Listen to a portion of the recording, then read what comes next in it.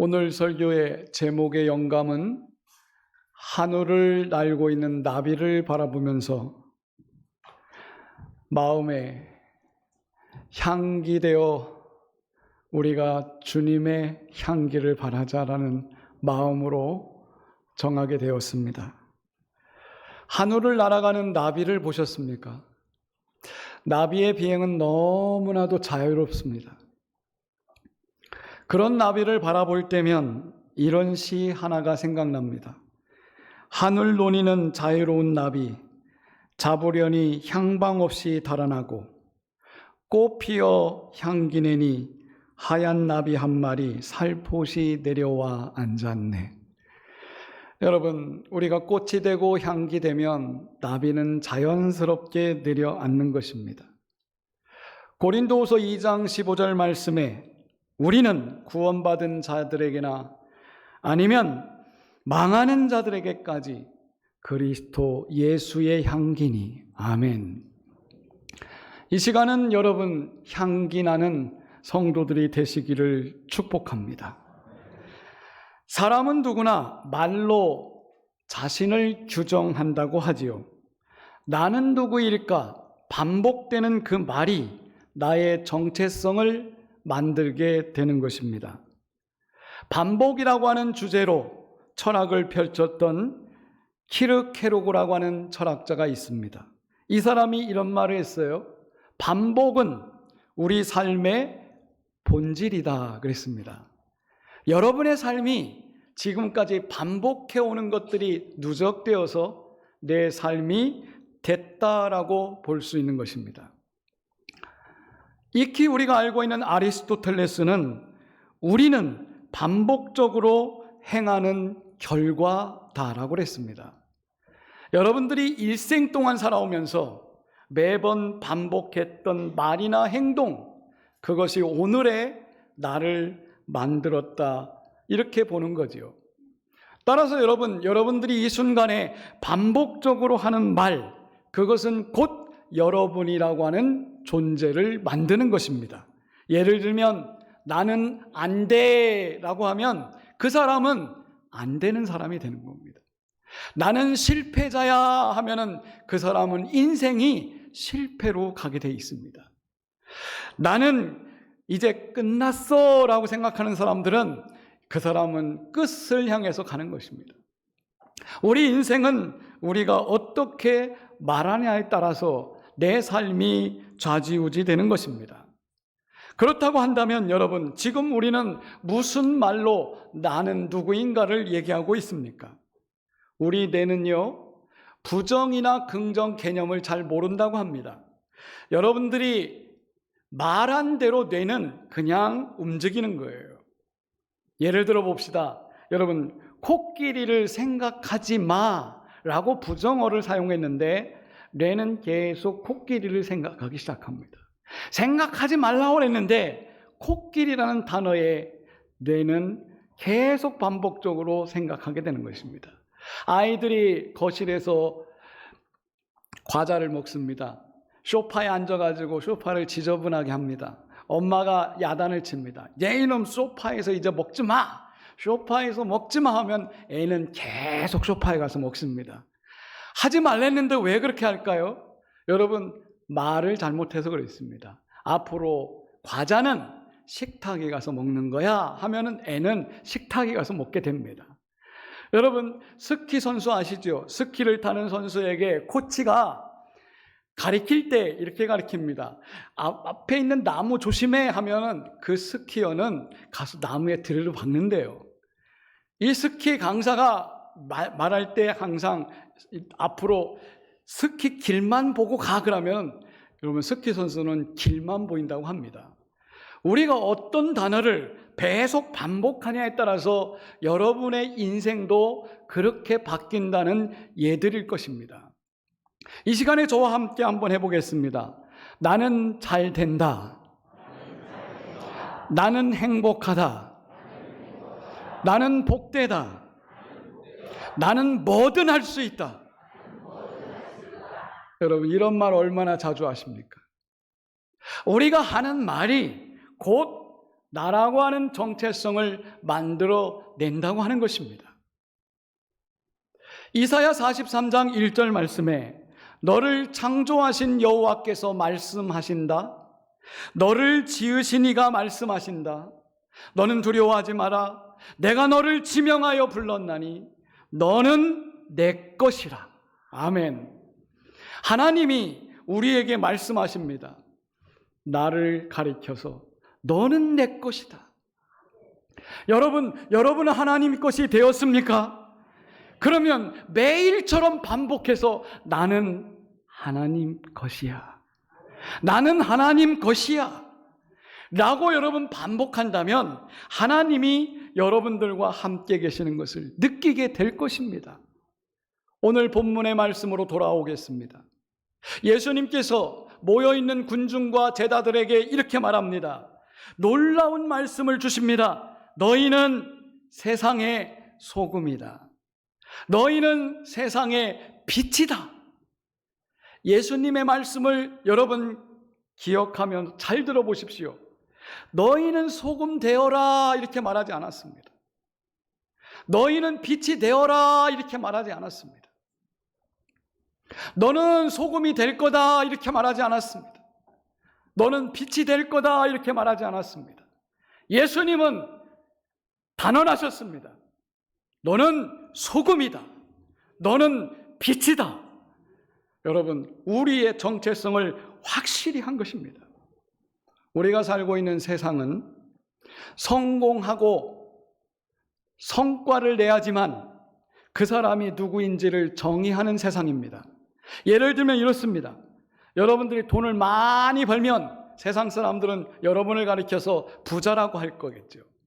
어떤 일에 성공하면 여러분들은 성공한 사람이라고 사람들이 부를 것입니다. 어떻게 하다 보니까 권력을 잡았습니다. 권력을 잡았으면 사람들은 그 사람을 능력 있다 이렇게 말할 겁니다. 세상은 어떤 결과물을 가지고 우리의 정체성을 정의합니다. 그러나 여러분 잘 들어보십시오. 예수님께서는 우리를 대하시는 방법이 다릅니다. 여러분의 결과를 보고 너는 누구다라고 말하지 않습니다.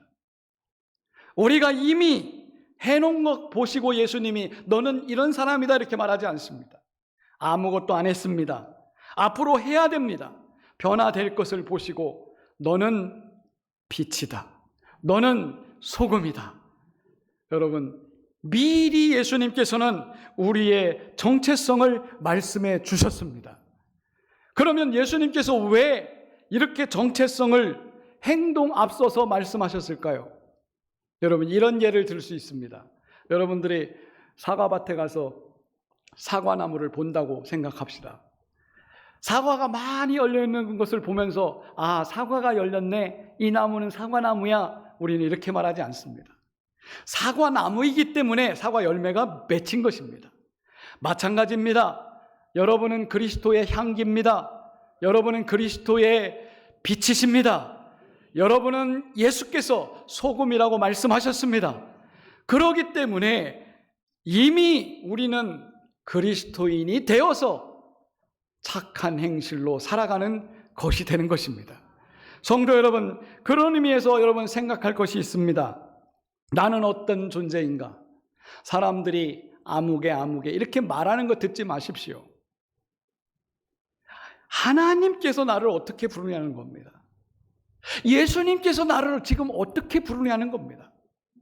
사람들은 여러분을 여러 가지로 부를 수 있습니다. 아무개나 어떻고 저떻고 할 수 있습니다. 그러나 우리가 생각할 것은 예수께서 나를 뭐라고 하시며 관심하시는가?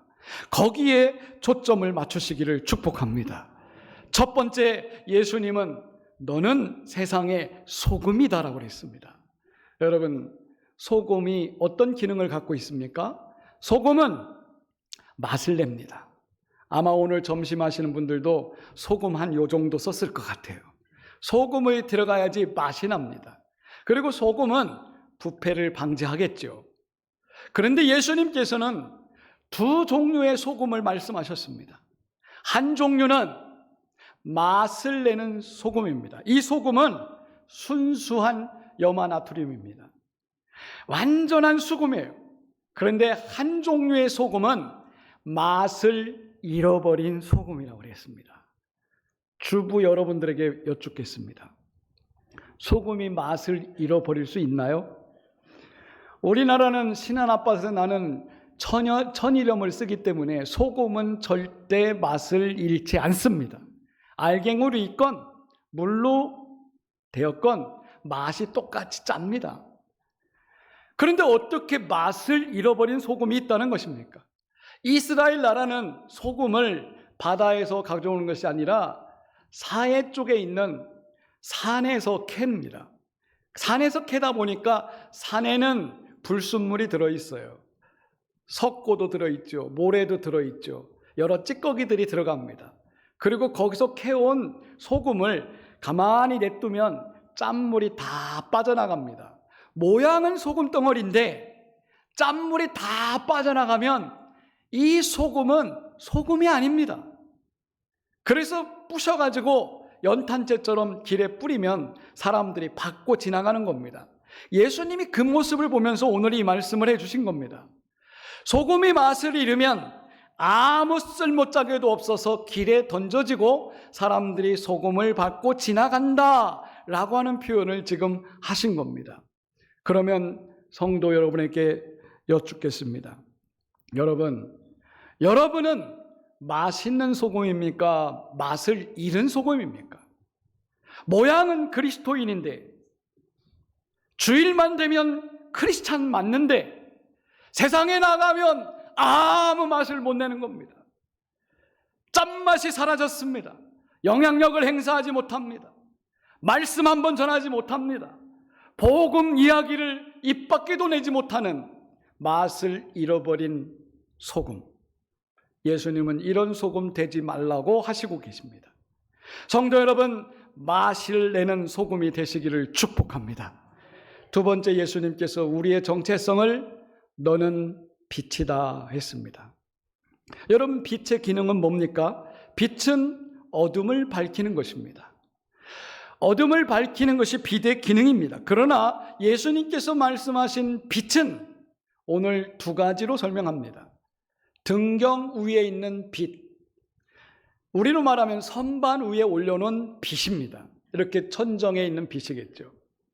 또 한 가지는 말 속에 들어있는 빛이라고 했습니다. 이걸 다른 번역으로 보니까 바가지로 덮어놓은 빛입니다.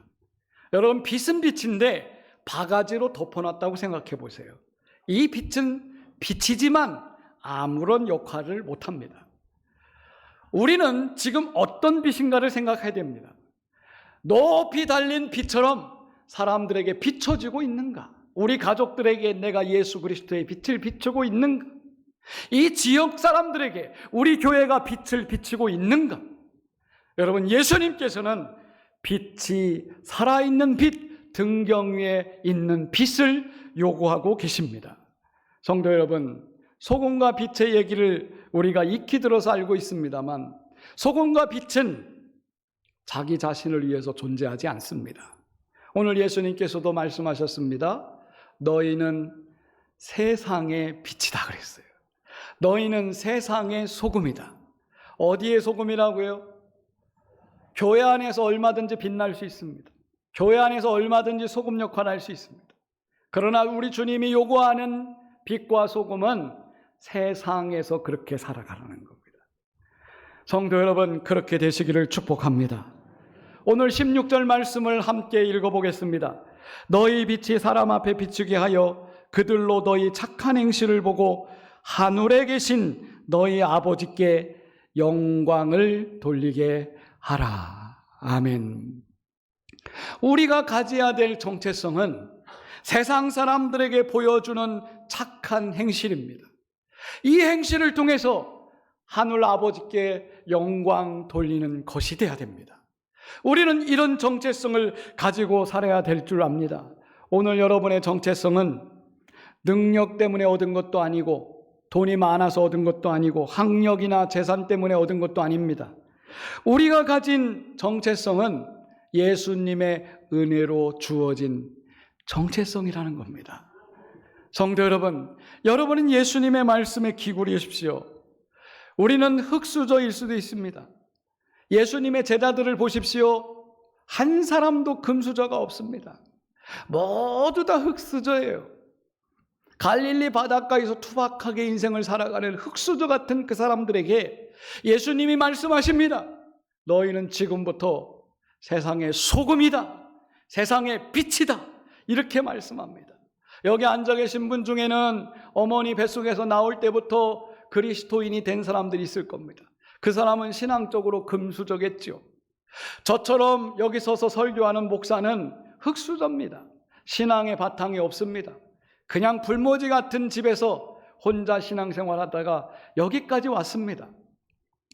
그러나 예수님은 흙수저든 금수저든 그거 개의치 않습니다.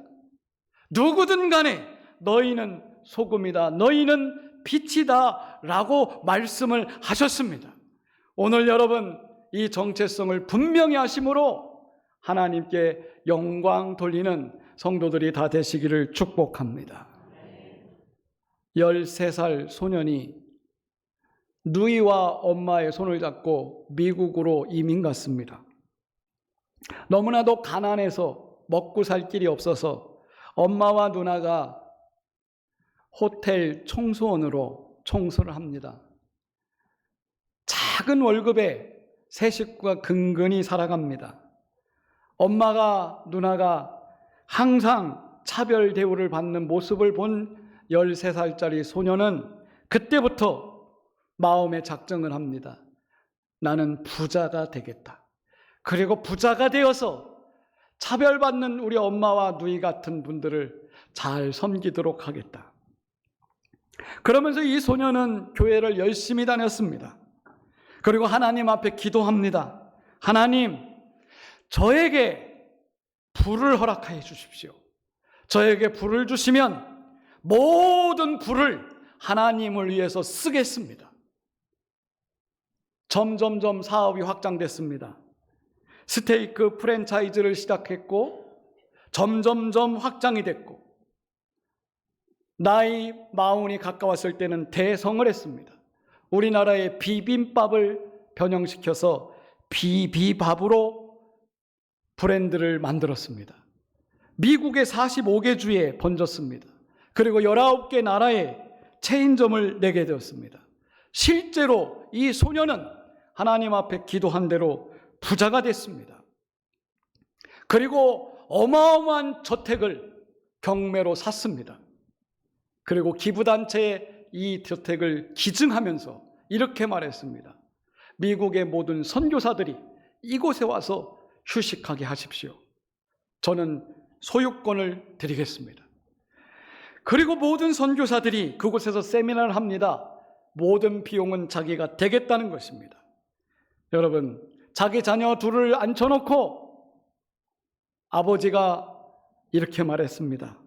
너희에게는 공부 가르치는 것이 유산이다. 그 외에는 모든 재산 영원도 주지 않겠다. 그리고 모든 걸 기부단체에 드리겠다. 서약을 했습니다. 찰리 쉰이라고 하는 한국계 미국인 이야기입니다. 지금 실제 제 나이 또래 됐을 겁니다. 성도 여러분, 우리가 번 돈 어떻게 쓰고 있습니까? 하나님께 영광 돌리고 있습니까? 하나님의 비즈니스맨으로 살고 있습니까? 하나님이 나에게 정체성을 부여했습니다. 너는 세상에 나가서 소금 되고 소금으로 살고 빛으로 살아라. 과연 내 착한 행실을 통해서 하나님의 이름을 드러내고 있는지 오늘 우리 주님은 우리에게 묻고 있습니다. 성도 여러분, 여러분이 이 설교를 들었다면 이 시간에 작은 결단을 합시다. 하나님, 제가 향기가 나게 해 주십시오. 저에게서 예수 그리스도의 향기가 나게 해 주십시오. 제가 세상에 나아가 소금처럼 짠맛을 내겠습니다. 세상에 나아가 빛을 밝히겠습니다. 여러분, 그런 기도 하시며 결단하시기를 축복합니다. 기도하겠습니다. 하나님,